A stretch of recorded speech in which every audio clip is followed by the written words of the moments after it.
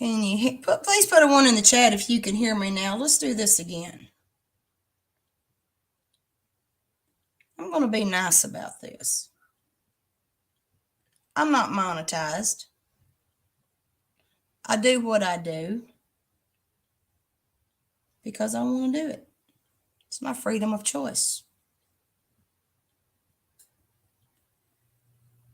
And people need to know that we can't allow others to dictate what we do. So let's see if I can get my chat back.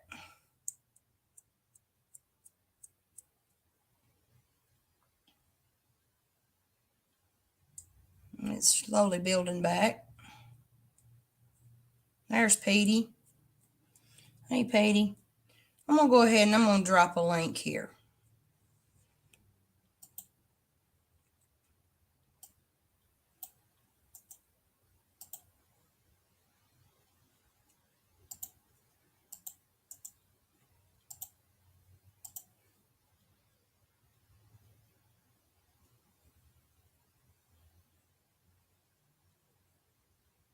There we go. Welcome back, everyone. Give it just a couple of seconds or maybe a couple more minutes here. There's no reason to get mad about it. He could have been a bot.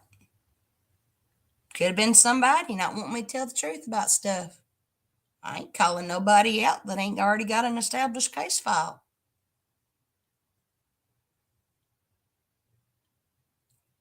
I'm just putting the information out there for people to better educate themselves on how certain people operate. There you are. Can you hear me? Yeah, I can hear you. Can you hear me? I hear you just fine. People don't want to be educated, don't watch. I mean, I don't want to watch somebody else's channel. I've got that choice not to watch somebody else's channel. Yeah, it doesn't have anything to do with being educated. There's a lot of channels that do murderers and rapists and serial killers. There's hundreds of them. I mean, someone's doing this on purpose. Well, if they get their jollies off of this, then they're no better than the people that I'm covering with established case files, then, are they? Well, people that do things maliciously for no good cause. Well, I'm enjoying. All I gotta say is bad things are gonna come back. Well, yes, ma'am. I agree with that 110%. Hey, Jackie Blue. Thank you, hon. Sister Callie. Well, the video that I was showing, and I may go back to it here in just in a few minutes. The video I was showing was covering how Mr. DeBartleman, how the attention got on him in the first place. He was counterfeiting money and going around and hitting small malls. And this is back in the 70s and 80s. That's why I put the question in the other chat about other ways of modern day counterfeiting and money laundering, because this is exactly what he was doing. He was a con artist. Should I go ahead and just talk about it, or should I try to play the video again? I wouldn't play the video again. Gives them another reason to strike you. Well, I'll just go ahead and read from what notes I have on this man. So maybe that I've got a picture of him as my avatar. The man's deceased now. He died when he was 70 years of age in a federal prison, and he was actually captured by the United States Secret Service. Yes, this was way before ATMs. Way before ATMs. Actually, in the 80s, we did have ATMs. They were just not as sophisticated as they are now. But Mike here, he went on and he went into the Air Force. He served time in the brig. They released him. He got in trouble again, and then they dishonorably discharged him. He went back to Texas, moved back in with his mom and dad, still had a strict lifestyle. And and he was still being mean to his parents. Now, that kind of struck me a little odd that this young man was so overpowering of his parents, with his dad being a high-ranking officer in the United States Navy. Yeah, that is surprising. So this means that the impression that I'm getting here is that he is just completely out of control. But soon after they got back up there out to Texas and they started moving around again, he got married. He found a woman by the name of Linda Ware. That was his first wife. And they were only married 3 weeks before they separated. And while he's married to Linda, he gets this other gal pregnant. And probably now, it's probably a good thing. You know how I'm not saying it's a good thing for a mother or a woman to endure this, but that child didn't survive. Then at 19, he received 5 years probation for armed robbery and a series of car thefts. Yeah, Callie, he was really, goodness gracious, what a day. So while he's he got married to this one woman, and they were only married 3 weeks, and he had another gal pregnant. So he went on at age 19. He got charged with armed robbery, a series of car thefts. And then he later married another woman. His second wife was Charlotte Gray, and they had 2 children. But they gave the second child up for adoption. They married 3 months after she became pregnant with their first child and was divorced within the first year of marriage. So, if I understood this right, he got married to his second wife because she was pregnant, went on to get pregnant the second time while they're in the process of separation and divorce, and wound up having the second child adopted out. So, and then not too long after they divorced, Mike's youngest brother committed suicide. So here's another trauma. He's already running wild, committing all these crimes, and now he's got 2 failed marriages, a stillborn child, and has given another child up for adoption. And then his little brother decides to off himself. And this all happened and occurred before 1961. So in 1961, in the summer, he went to 2 different universities in Texas. Okay, well, sounds like he's trying to get his act together here. So he's going to further his education. So he decides to enroll in Texas University. But because he didn't have a high school diploma, he forged documents to try and get into the university. So his probation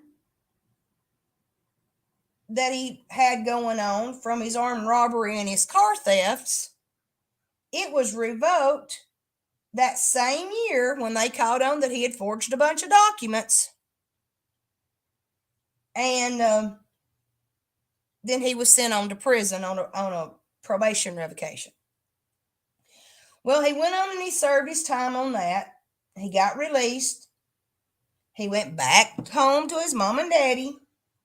And then he soon started physically abusing his mother again. And at various times, he would threaten his mother with a letter opener or a hatchet. Well, during this same time, he starts having health problems. His health began to deteriorate. He became more and more aggressive. No, he did not graduate high school. No, his first crime was age 16. the first time he went to jail was at age 19. So he goes and he starts going back and forth to the doctor. He's becoming more and more physically aggressive. And as a diversion, he started to self diagnose himself. So he started reading up on psychology and psychiatry, and he started getting into all this. Now, this is in the early 60s. So we've got the hippie age going. We've got experimentation with drugs. We've got all this going in and going on. Thank you, Peach. And so all this is going on, and he's trying to self-diagnose himself, and he's just becoming more and more physically aggressive. So being in fear for their own lives and what threats he was inflicting upon his parents decided that at this point, he's capable of doing anything. I mean, they are absolutely in fear of their own son because he's getting to the point of following through with his physical threats. He's already been beating the crap out of his mama. He's already assaulted his father at this time.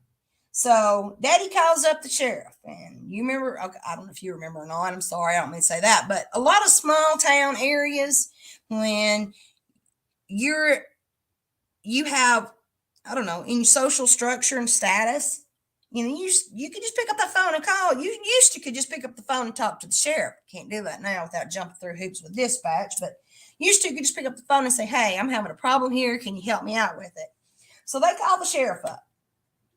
Well, the sheriff decided that it would be in the best interest and safety for everyone if they send him to be evaluated. So they sent him off to Western State Hospital in Staunton, Virginia. So while he's there for an evaluation at Western State in Virginia, this all was happening around 1964. But it was there at Western State where they clinically diagnosed this man with antisocial and sociopath behaviors and personalities. So the clinicians at this mental health hospital opined, that's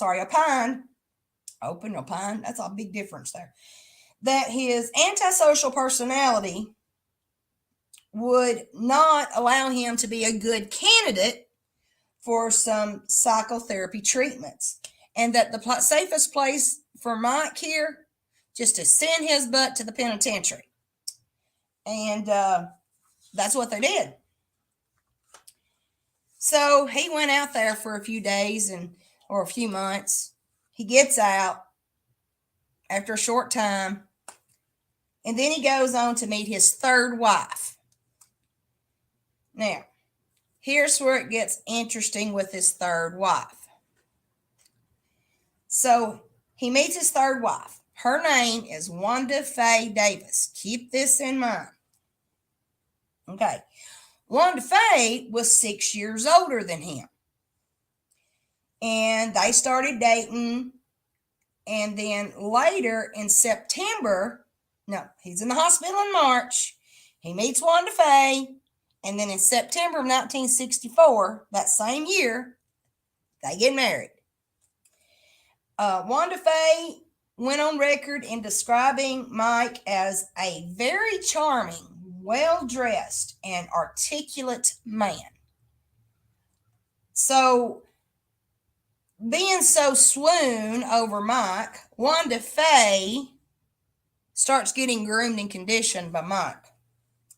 And he begins to persuade Wanda Faye into start taking nude photographs and having her engaged in various sadistic and degrading sexual acts with him. Now, here's a trigger warning. I'm going to start talking into some sexual-related things here, so just a trigger warning. So they start taking these photos, and he starts passing them around, and then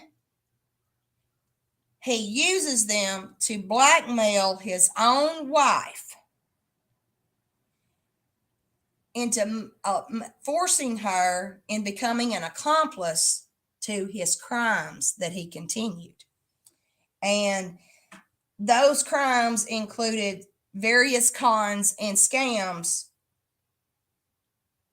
And guess what? Now, this is in the 60s. So if you want to bring it up a few decades, keep in mind in the back of your head some of these modern day cons and scams, and that how this vicious cycle just continues. So, in concerning his crimes, being in and out of jail, and leading up to his actual capture and death, it was in Wanda Fay that Mike had confided his perverse sexual fantasies. He spoke openly, trigger warning, he spoke openly of having urges and wanting to kill women. Wanda Fay went on and told the Secret Service, and when she was interviewed by the Secret Service when he was captured, that he quoted, his greatest thing that he could have ever thought about was to abduct a woman, torture her, have various sex activities go on, strangle her, and watch her die or blow her brains out with a gun.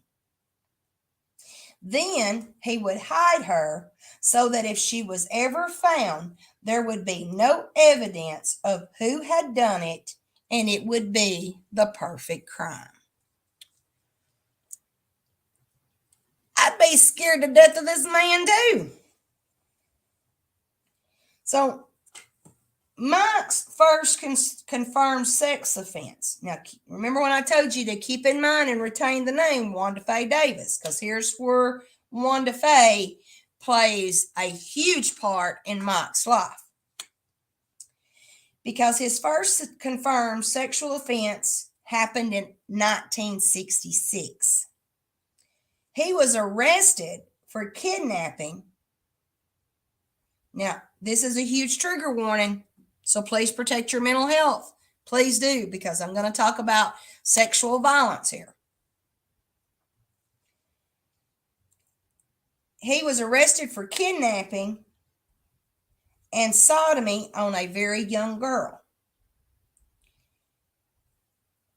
This crime was carried out with Wanda Davis, his third wife's cousin. So she was underage, it's his wife's cousin, and he sexually assaulted her. But he didn't go to jail for this. The charges were dropped. Again, this is the late 60s. The charges were dropped when the jury learned that the young victim had willingly got into the vehicle with Mike and another gentleman willingly. This is an underage person in the late 60s. This is the quote unquote hippie era where everything is peace and love. Now we have laws that are stricter in protecting underage victims, whether it be deemed consensual or not. But some of the stuff that's been brought out here in the last few months and brought to my attention makes me wonder if those laws, those laws are actually in full application. Because apparently in some states, they ain't got with the program. So those charges were dropped. And he went on after committing a sexual crime against a young girl. So Wanda Fay, during all this time, Wanda comes up pregnant. And not once, but twice. So she's married to a man committing all these heinous acts, sexual acts, and she gets pregnant. The first pregnancy resulted in a miscarriage. She miscarried because he pushed her down a flight of stairs out of a fit of rage. When she gave birth to their second child, their daughter Lindsay, they had already divorced. That's probably the only thing that saved that child's life. And he had already, during the process of divorce and waiting for this baby to be born, he finds another vulnerable young woman. Well, now he was born in 40, and this is 1967, 68.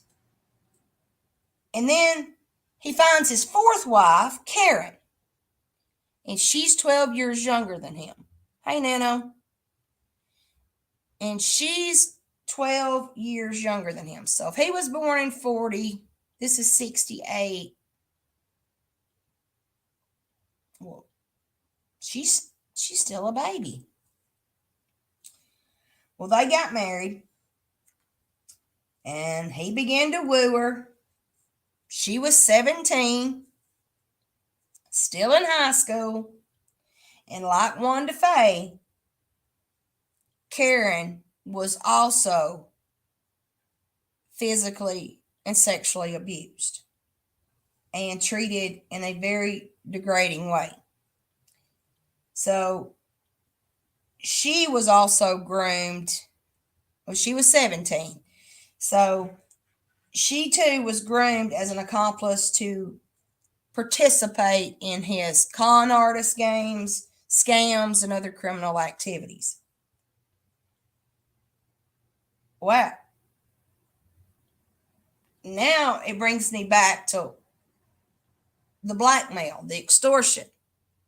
Could you imagine the horror and the humiliation that these women have went through?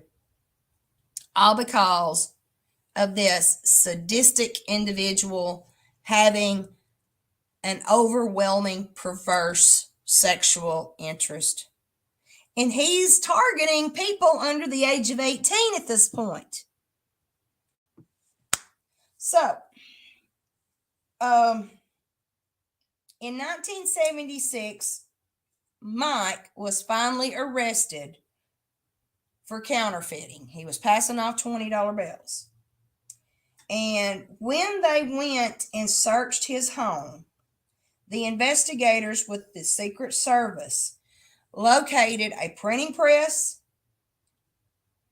trigger warning, a collection of marital aids, quote unquote, dildos, whips, vibrators, and a stack of 5x7 cards with names, addresses, measurements, and physical characteristics of numerous women he had been stalking. The walls of his home were covered with amateur pornography. Everyone in my chat is over the age of 18, I hope. So amateur pornography means that he was photographing and exchanging Polaroid, I'm going to say Polaroid in a generic term, photographs and images of these women that had been stalked and exploited and probably exchanged for money because he is a con artist. And it's plastered all over his walls in his home. Now, he's married, so keep that in mind. So it's uncertain or not whether that the women photographed were consenting partners. After reading and sharing with you what I've already done, they were probably not consenting. They were, quote unquote, held against their will and forced because when he was married to Wanda Faye, he forced her. So, with the evidence found during the search of Mike's home, It led him being convicted of counterfeiting and sentenced to a federal penitentiary in Danbury, Connecticut. While there, he was evaluated by psychiatrists again, and they tested his IQ.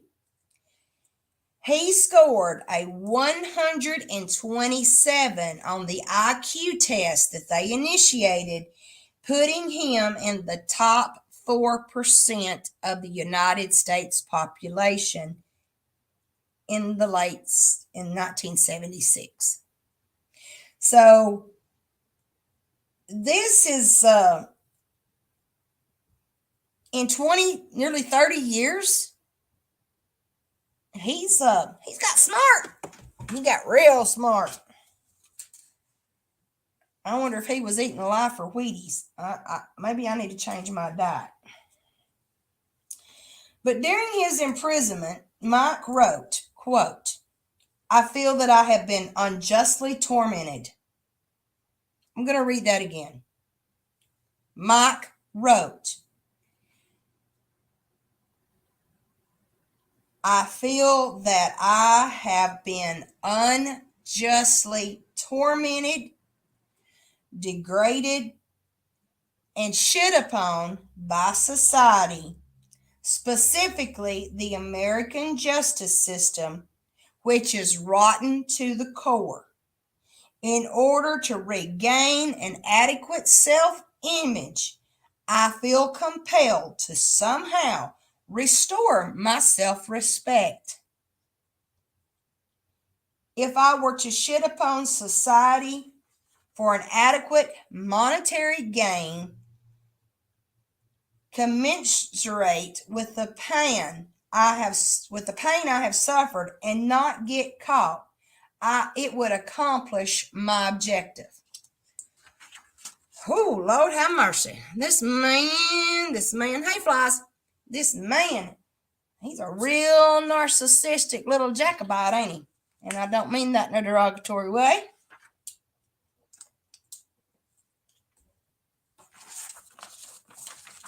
I meant that in truth. So in 1978, after spending some time at a halfway house, Mike moved to Arlington, Virginia, where he got a job. You'll never believe what he got a job doing.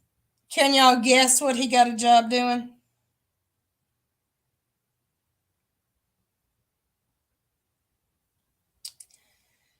Let's just say he frequently gave a little off the top. Got a job as a barber.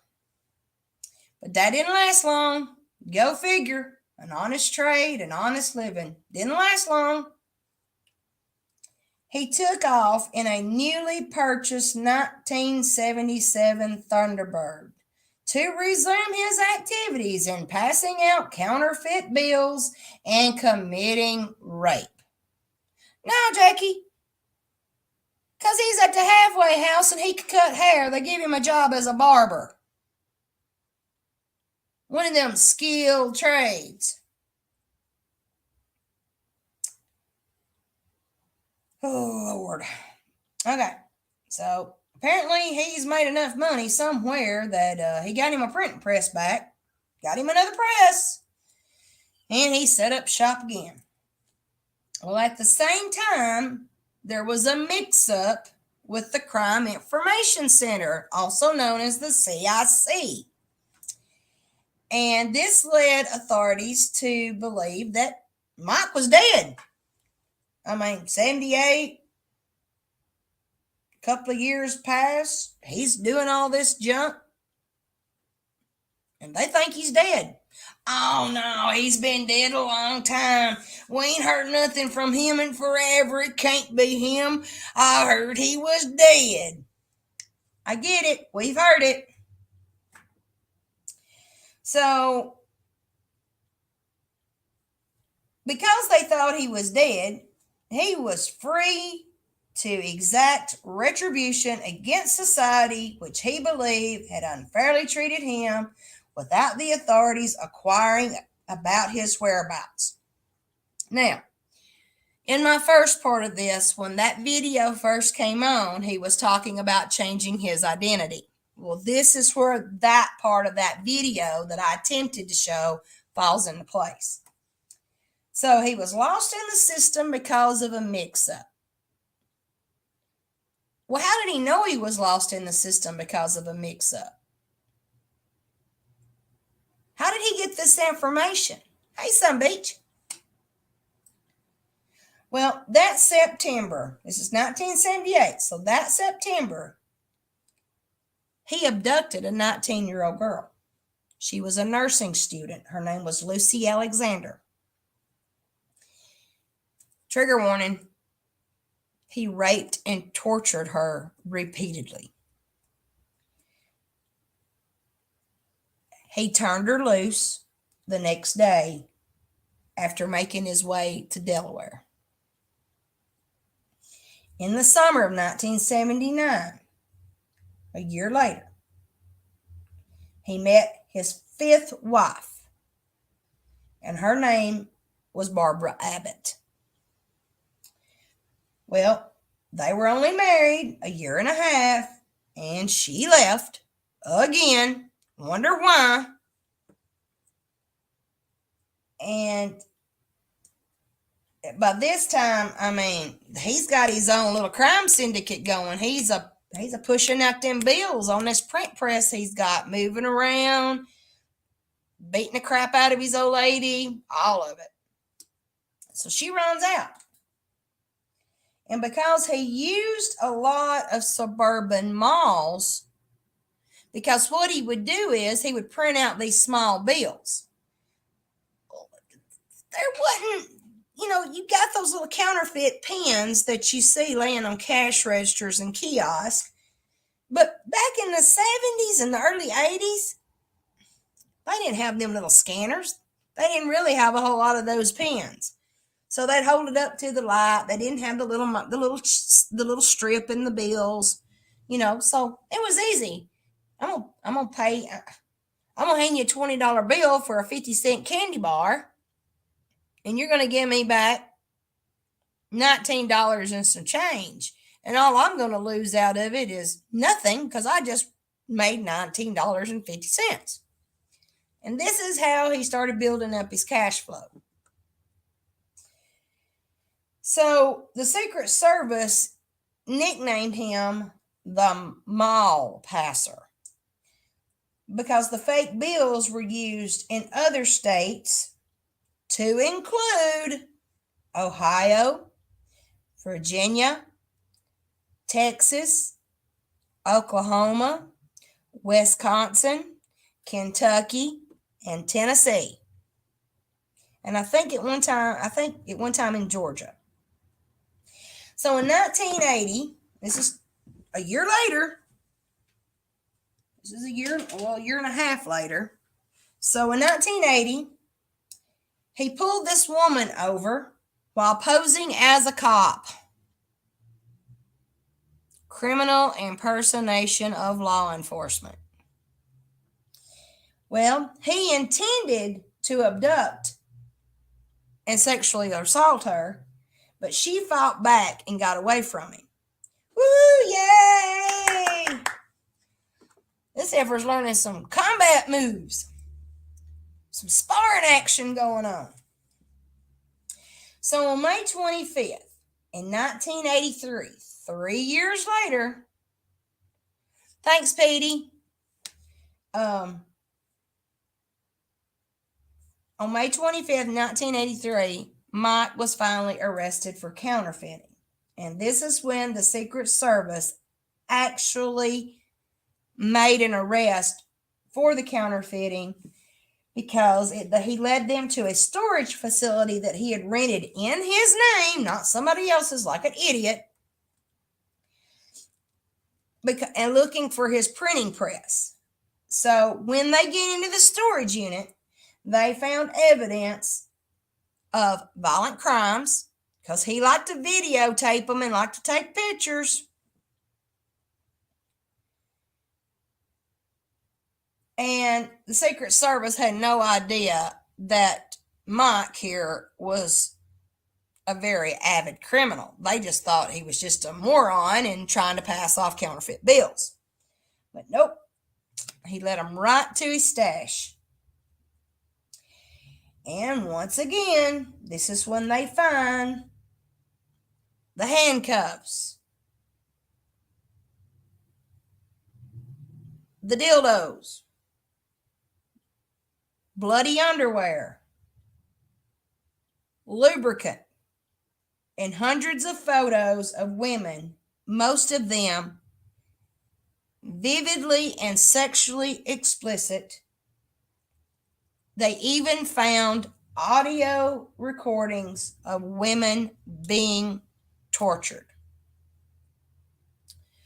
Well, this is 1983. In 1988, he finally goes to trial, and he was sentenced 375 years in prison for his counterfeiting. The authorities felt that they could not get convictions on the sex crimes because of a lack of evidence. Hello? Did they just not tell you that they had photographs and audio recordings? Okay. So he was confined to a maximum security prison for the duration of his sentence. So Mike was also a prime suspect for 2 murders of a realtor in 1982, and that one of the 2 men he had held for ransom. So he kidnaps 2 men, if I'm reading this right. And it says that one of the 2 men he held for ransom in 1983, but wasn't convicted of them. He remained in prison until his death in 2011 at age 70. Can anyone guess what he died of? I'll give you a minute.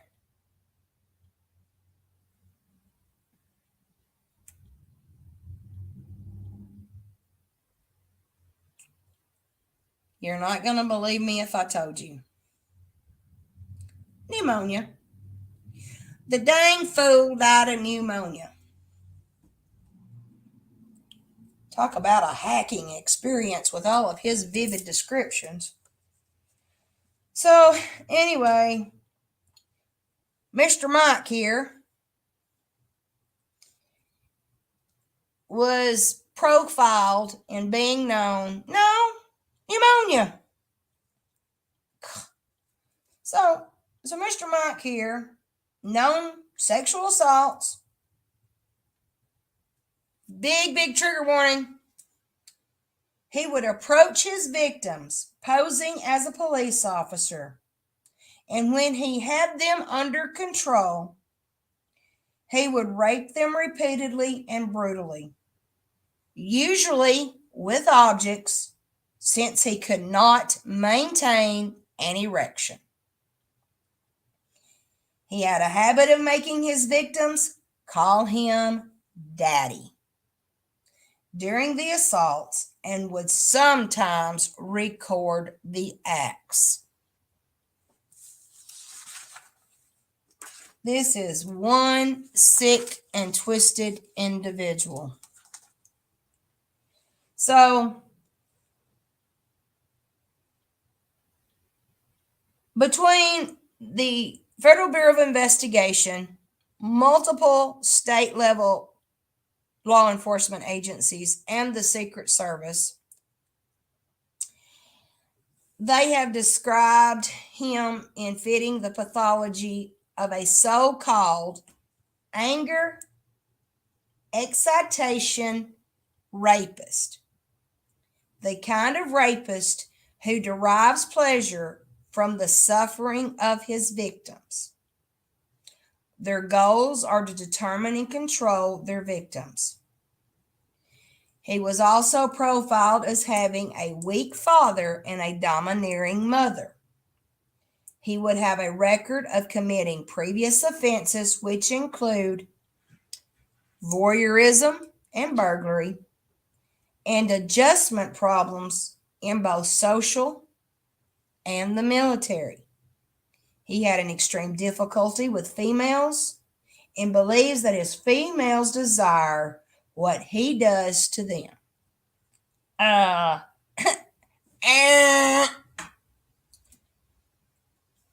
he's a pervert. He's a misogynist. Whoop. That's exactly what they labeled him as. His fantasies were influenced by sadomasochistic pornography. And if you don't know what that is some of the that's when they tie you up and do strange things to you. If he was married, he would have degraded his wife and experimented sexually with her. He was cagey and intelligent, knowledgeable about law enforcement, and stalked his victims to relive his experiences.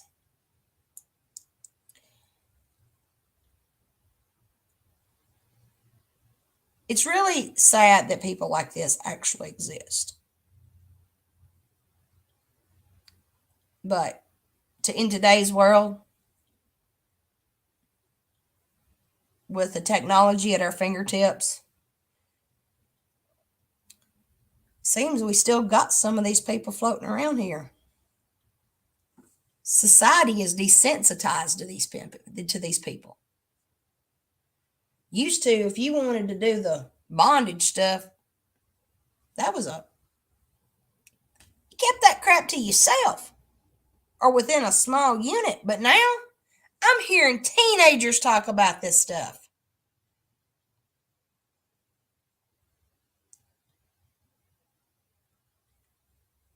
I mean, here in my own community, I've got parents telling me that their young underage daughters are referencing their 14 and 15 and 16-year-old boyfriends as being daddy.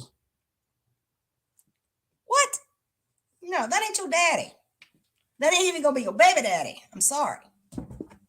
Not in my house.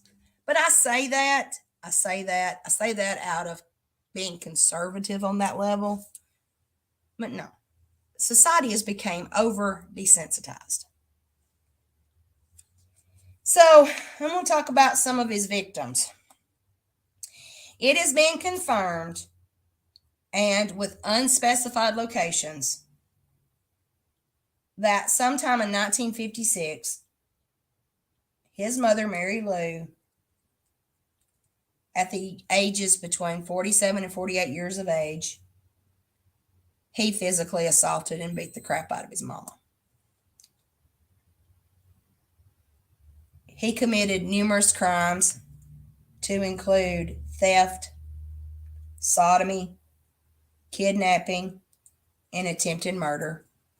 And all of that came from what he shared and confided in others about and what he actually had audio recordings of. May 13th, 1957, he was arrested for reckless driving. October 5th, 1959, committed armed robbery.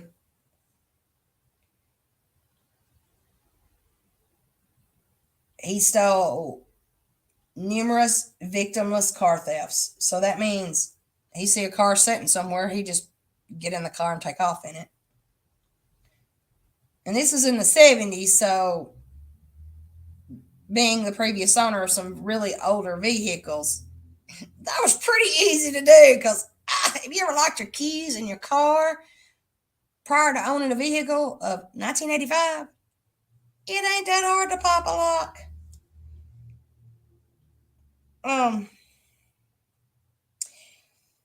So sometime around 1975, he pistol whipped a woman by the name of Philippa Vollner. Pistol whipped a woman? Yes, he can. Yeah, he confessed to a lot of it. He absolutely confessed to a lot of this, but they didn't have enough to charge him with it. This is just stuff that he recorded, they found, they discovered, but they didn't prosecute on anything but the counterfeiting. But again, this is one of these case files to where they had enough to convict him of a pretty hefty sentence, or give him a pretty hefty sentence on one crime, but then kind of push the other stuff to the side. Then, now in my mind, this is the image I get. Oh, we're going to give you 275 years for making fake money, but you're going to sit there in that jail cell and rot till you die for committing all these murders and rapes. And then it's never put on paper of a conviction for crimes against a human in the sense of a physical crime. But he's going to get a life sentence for making $20 bills. Huh? Okay, so in 1978, he kidnapped and viciously raped repeatedly the nurse in Delaware. 1969, he assaulted his wife and causing a miscarriage by pushing her down a flight of stairs. In 1979, in February, in Fayetteville, North Carolina, he pistol whipped, bound, strangled to the point of unconsciousness, and left her for dead. Miss Elizabeth Mason, she was 31. She survived. On June 1st, 1979, in Maryland, he kidnapped a young woman by the name of Lori Jensen. She was 20 years of age. He had kidnapped her, raped her, and sodomized her repeatedly. October 10th, in New Jersey, he assaulted a young Italian-American woman. In 1980, on November 1st, he tried to kidnap a 25-year-old woman by the name of Diane Overton. She escaped. On November 12th, 12 days later, he robbed and kidnapped a young 27-year-old woman by the name of Maria Santini. He didn't rape her. He turned her loose. Then I'm going to read a list of crimes that he's suspected in, but with no proof. In 1966, there was an unnamed young girl that he bragged and boasted about, where he kidnapped her, raped her, and beat her.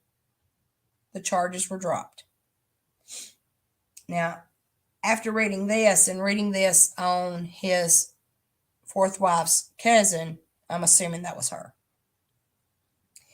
April 1971, Barrington, Rhode Island. Edna Terry McDonald. She was strangled to death with her stockings. April 27th, 1982, Bossier City, Louisiana. Jean McFall. She was strangled with a ligature and fatally stabbed twice in the heart. There's more to that. In April 13th, 1983, in a town of Greece, New York, Mr. David Starr and Joe Rapini were both kidnapped.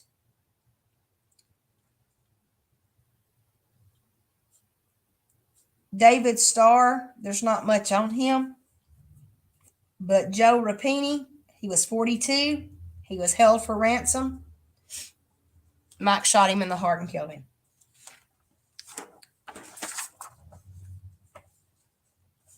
This man, this is horrible. Absolutely, he'll take it up with his creator. But my point in doing these serial criminals and killers and serial rapist videos is so that people can more easily identify some of the characteristics of what's out here in society that people just need to be aware of, be cautious of. Now, I'm not saying lock yourself up in a glass bubble, but people need to be more aware of this. If you become more educated and more aware of your surroundings, if and when something does happen, it doesn't have to happen to you. It could happen to your neighbor down the street. It could happen to one of your children or grandchildren's friends or schoolmates.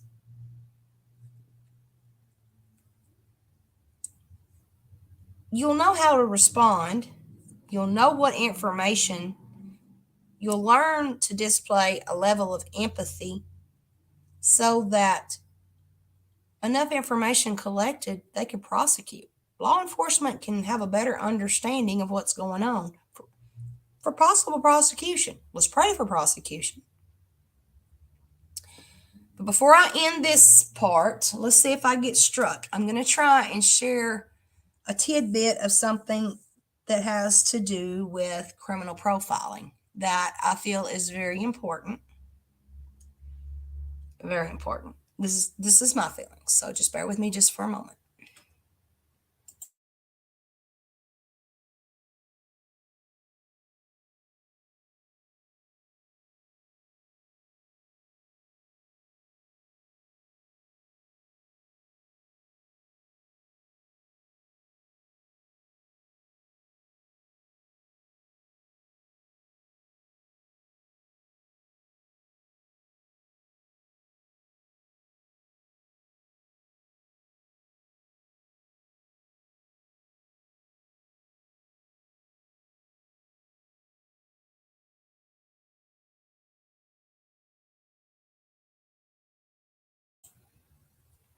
Now, I'm probably not going to play very much of this now that we know the background of him, of Mr.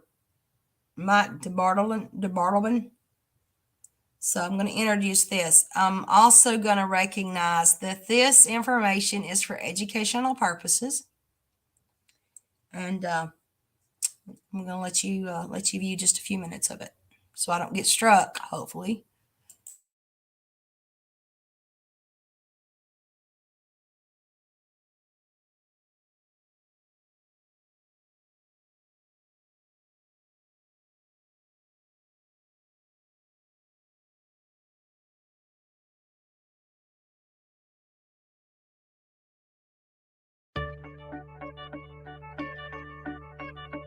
My name is Peter Smerick. I'm a retired supervisory special agent for the Federal Bureau of Investigation. The last career I had in the FBI was of a criminal profiler, as in the movie The Silence of the Lambs. When I retired, I joined a company known as the Academy Group, which is the largest corporation of retired FBI agents who were, in fact, criminal profilers for the FBI. We operate out of Manassas, Virginia. We provide police training and other type of training worldwide. We work on cold cases for police departments, threat assessments. We cover just about every realm involving violent and nonviolent crime that a criminal profiler could possibly get involved in. You know, becoming an FBI profiler, in my particular instance, was just being in the right place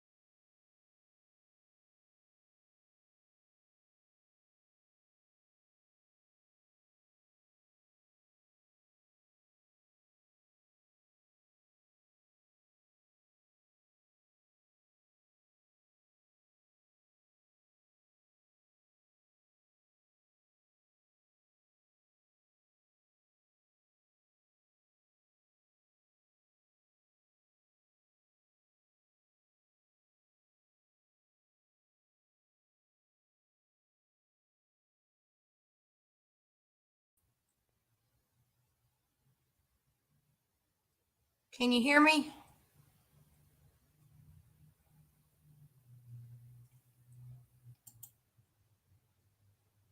Hey, can you hear me now? Okay, somebody's got more money than they got brains. That's all I got to say about that little situation. If anybody's got any questions, apologize for the interruption. That wasn't on my end. I guess it was technically, but no. Anyway, I hope you retain this information and you continue taking in and absorbing the true crime so you can better understand the true crime. Hey, okay, you can hear me now. Good. Thanks, Doc. You're silly. I'm gonna drop a link if somebody no money, no brains. Well, apparently somebody's got something going on if they want to interrupt little peons like me and trying to educate people. Just if I find out who's doing this though, I promise you they won't be nominated for no Board of Education. That's a hindrance and an aggravation and harassment. And I ain't called no daggum names. I ain't ready to call no names, but I got a few choice names I could spill out. They want to keep this mess up. This is unfortunate that people like this commit all these crimes, and then when victims want to come out with everything, they want to be ignored and information botched. It's just sad. Anybody got any questions about this fine individual? I don't know where they buried him. I hope it's way down low, though, lower than 6 feet as far as I'm concerned, because that's about all they're good for is fertilizer. That's just my opinion, and I'm entitled to it. But the video that I was attempting to show, let me go ahead and I'm going to see if I can't pull the link for you, and I'll drop it so y'all can finish watching it on for yourselves. I can do that much for you.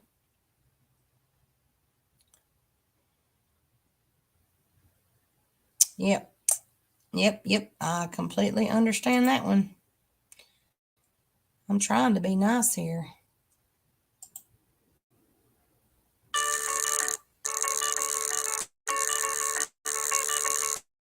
My name is Peter Hey, Smart. there it is. Can you see it? Retired supervisory special agent for the Federal Bureau of Investigation.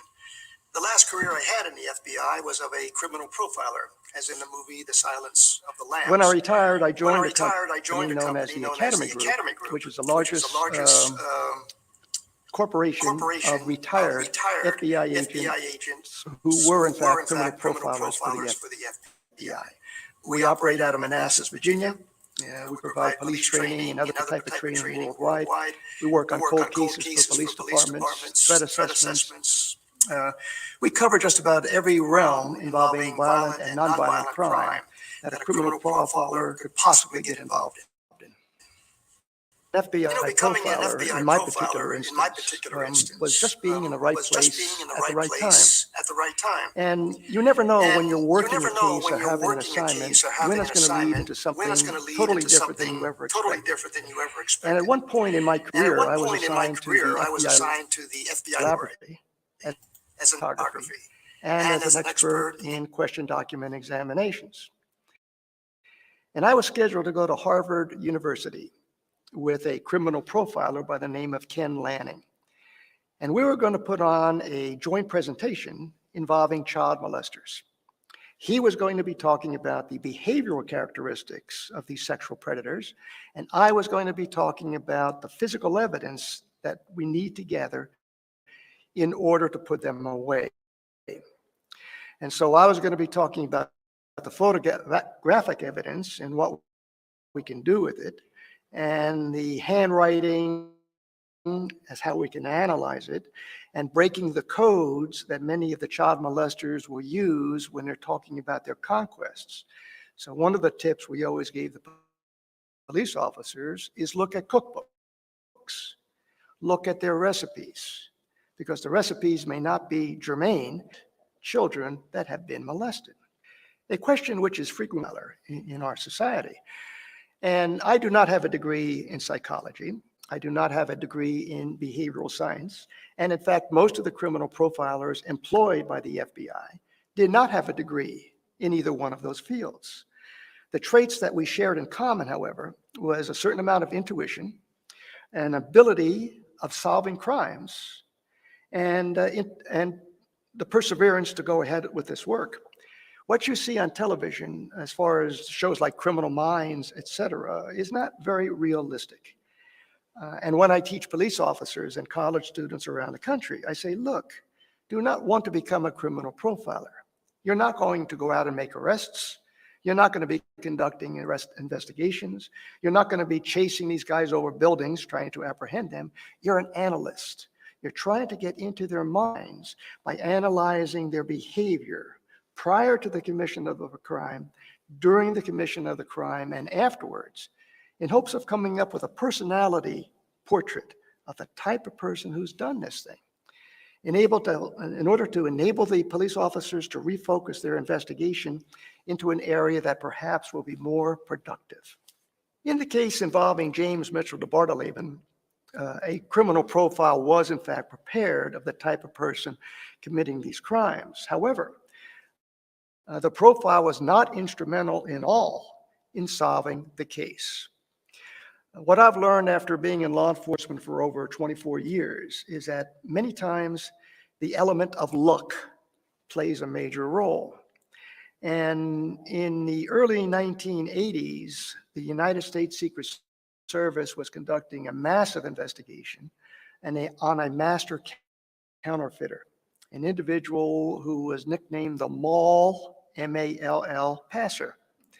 And his MO was to travel around the country, to pull off the interstate, go into a shopping mall, pass his counterfeit $20 bills, get maybe $15 to $18 back in legitimate currency, get back in his car, drive to the next town, etc. And in their pattern analysis, which they were conducting, they realized he was about to enter the state of Tennessee and travel that interstate towards Virginia. And so what Secret Service did was notify agents in their Knoxville office and Nashville office, etc.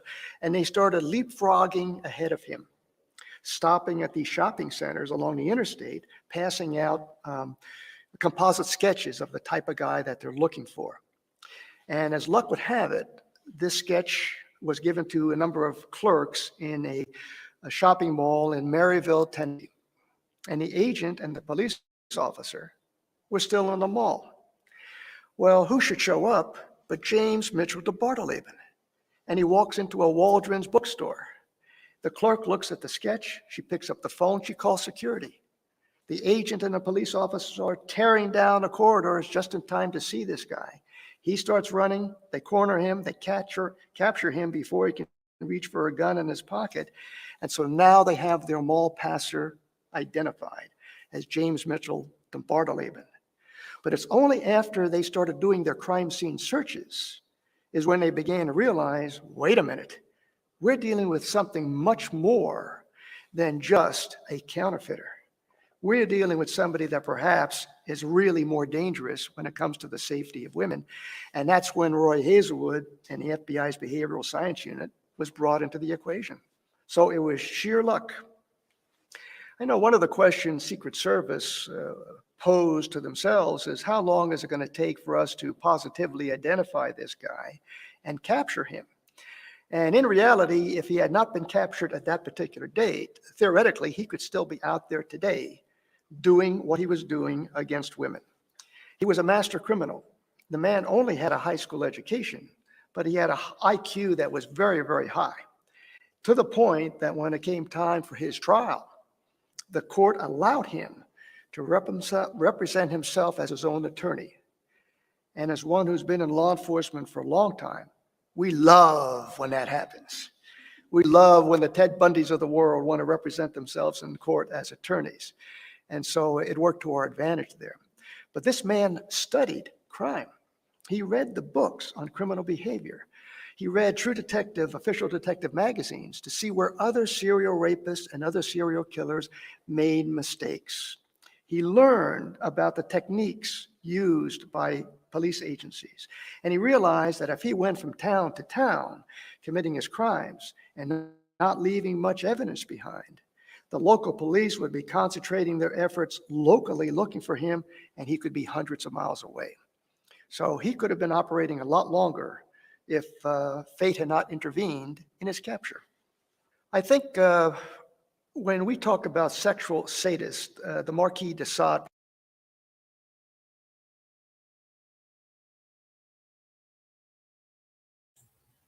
Okay. Hey Jackie, welcome back.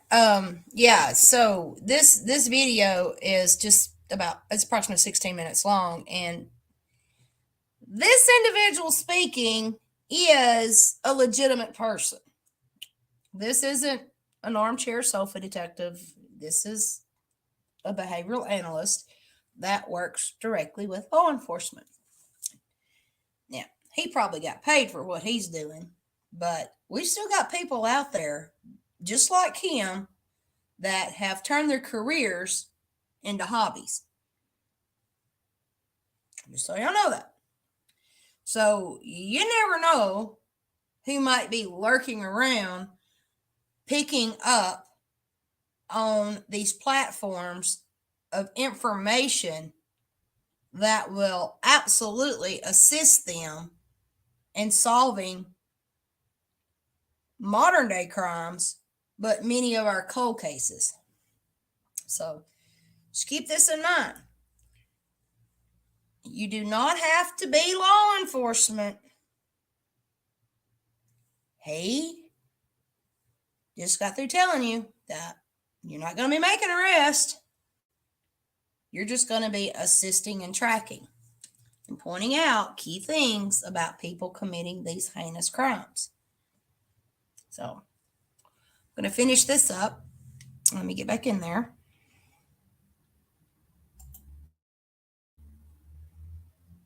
perhaps could be the poster boy representing that particular genre. And this man, James Mitchell Bartleben, is a modern version of the Marquis de Sade. From the standpoint, when you're dealing with a sexual sadist, is that they will inflict either psychological or physical pain on the victim, not because they enjoy inflicting the pain, but they enjoy the suffering that the victim is going through. And so when you look at this type of an individual, the question always comes up as to whether or not it's genetics that create these monsters, or whether or not it's the environment that creates these monsters. And I personally believe that it's a combination of both characteristics that come into play here.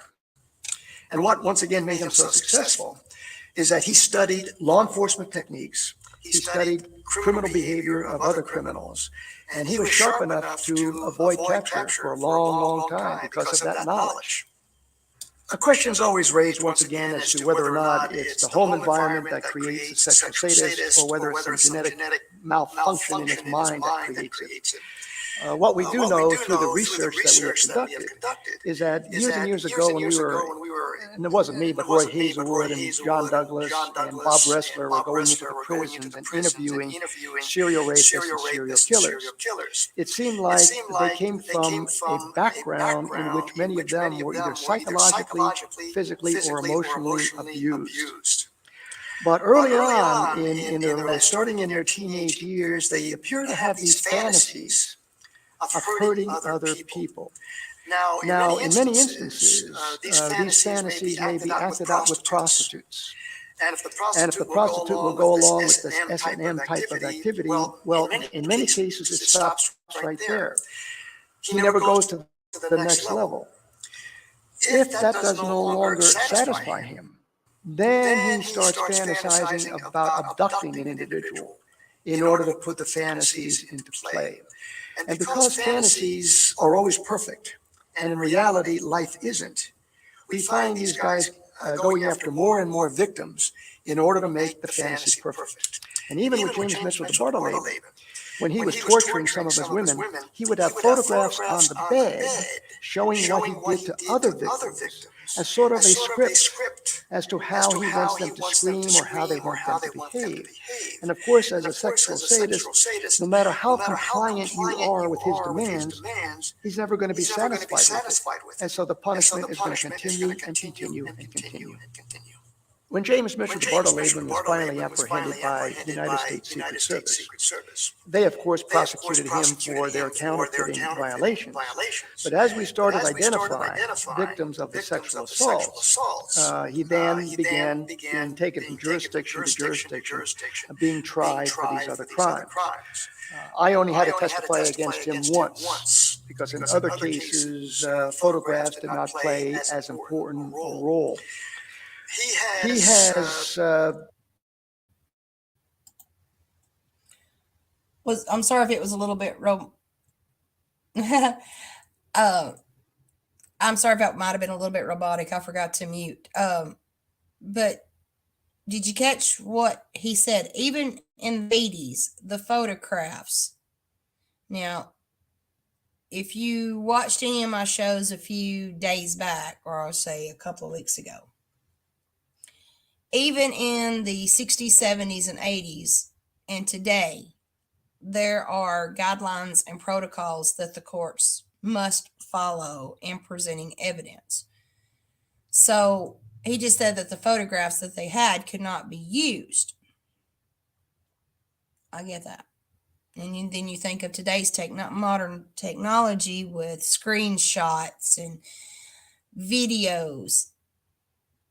This is why it is so hard for law enforcement to establish evidence against someone committing crimes.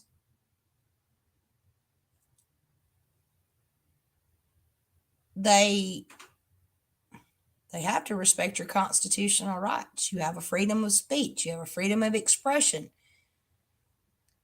Where they stabilize their proof with evidence is that you have to be caught in the act. And then that gets blurry. That gets blurry in the defense. So this is why a lot of these people like Mr. DeBartolin and other serial killers, other serial rapists, and other serial criminals get away with murder. I mean, it's sad, but this is the reality of our justice system, and this is how it works. So it's so important to document. It's so important to document. Get familiar with your laws. Communicate with your community members, your church members. I mean, you don't have to go into graphic detail, but it doesn't hurt to put a little fear in people at the same time. Because this stuff is actually happening, and it's happening right now. Somebody somewhere right now is enduring a heinous crime against their body, and it happens all the time. So I'm going to finish up this video.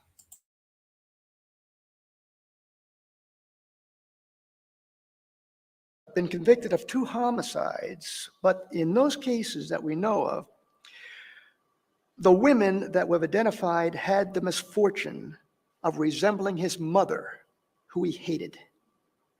One of the things that concerned Roy Hazelwood and myself as we were analyzing these photographs is that in some of the pictures, when we see him in bed with his victims, he's got a cable release in his hand, but you see his face. And Roy realized that in those cases, he probably killed those victims because his image, his face is in the pictures. And in those photographs where he concealed his identity, then the victims probably lived. As far as his cooperating with law enforcement, to this day, he refuses to cooperate. As I understand from our few contacts that still maintain liaison with the prison officials, he has been acting like a jailhouse lawyer, helping other convicts file their appeals, etc. He may have made friends with another sadistic serial rapist and killer in prison, and we believe they're probably sharing notes and sharing the fantasies of what they have done. The one thing about prison is that their fantasies never end, and they will be reliving and reliving and reliving what they did to all of these victims until the day they die. Quite frankly, I would love to be able to sit down and talk to him one-on-one. So would Roy Hazelwood, trying to get into his mind as to why he selected certain victims, why he did certain things to certain women and not to other women, in order to get a better understanding of what makes guys like this tick.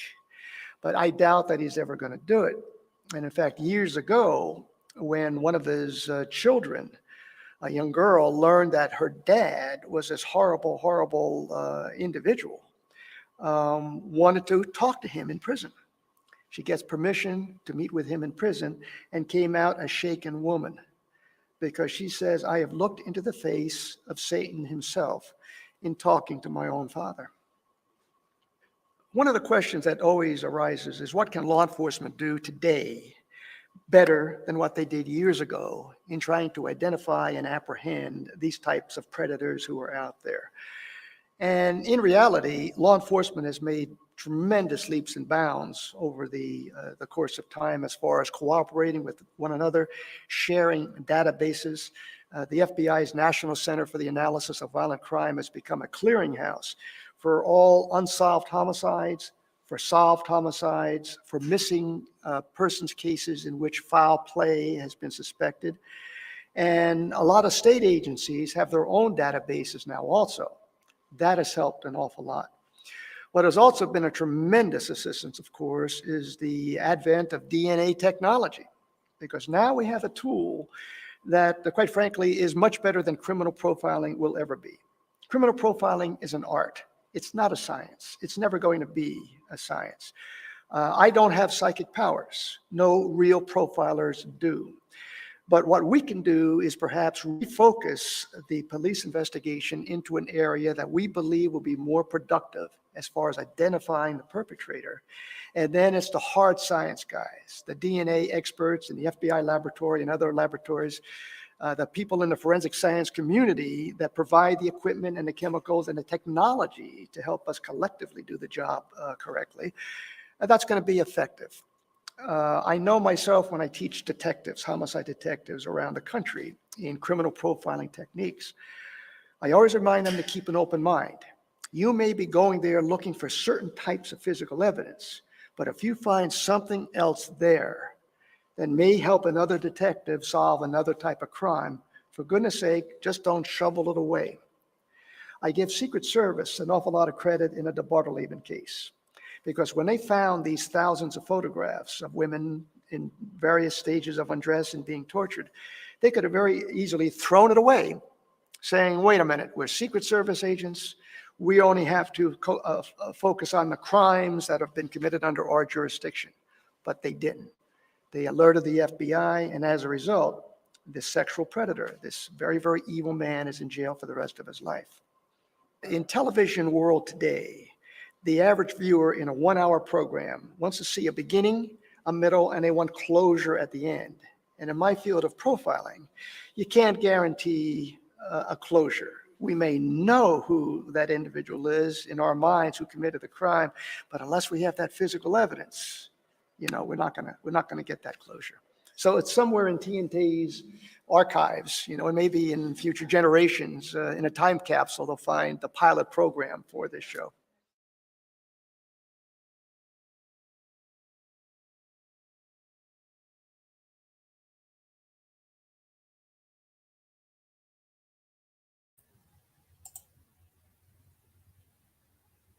So this gentleman, I greatly appreciate him and many more like him.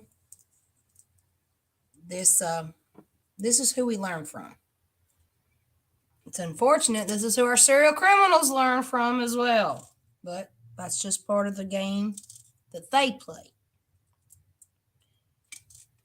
I hope everyone has gotten something out of this. I hope the ones that tuned out will follow up and kind of forward through my interruptions, but I'm glad everyone attended today. And I don't think I'm going to end with a song. Only I can think of one, but I don't think I'm going to end with a song today. I do want to say thank you for each and every one of you that joined me. And if you have any questions, now'd be the time to ask them, because I'm about to end the broadcast here in about 5 minutes. So I'm going to give everyone an opportunity to speak up. And if they want to come up on panel, I'll drop the link and we can discuss it just a little bit further if you want to.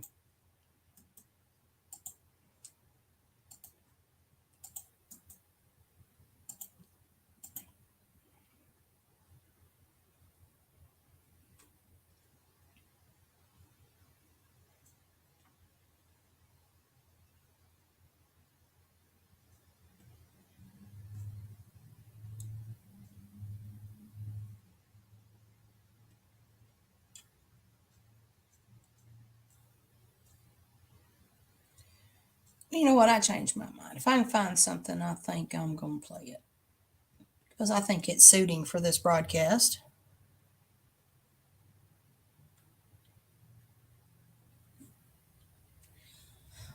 Well, again, I greatly appreciate each and every one of you.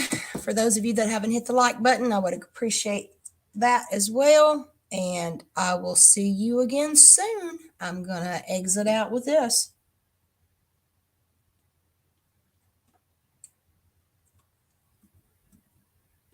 That's what my daddy said. Bombay, now my daddy's dead. I guess I was born, naturally born bad. You came walking through the door. You took my soul and wanted more. I guess I was born, naturally born bad. It was a bad, bad day when we went out to play.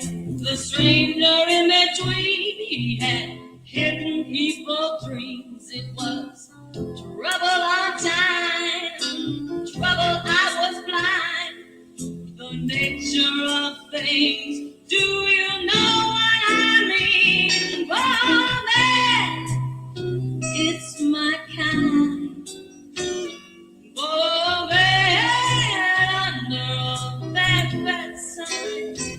I guess I was born, naturally born bad.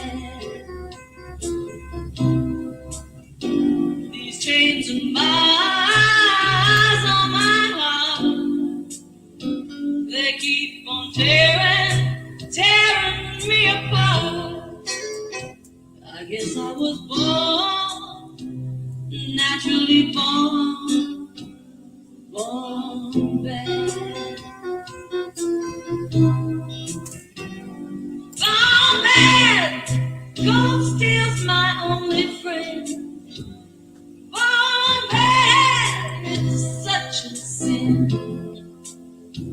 I guess I was born, naturally born bad.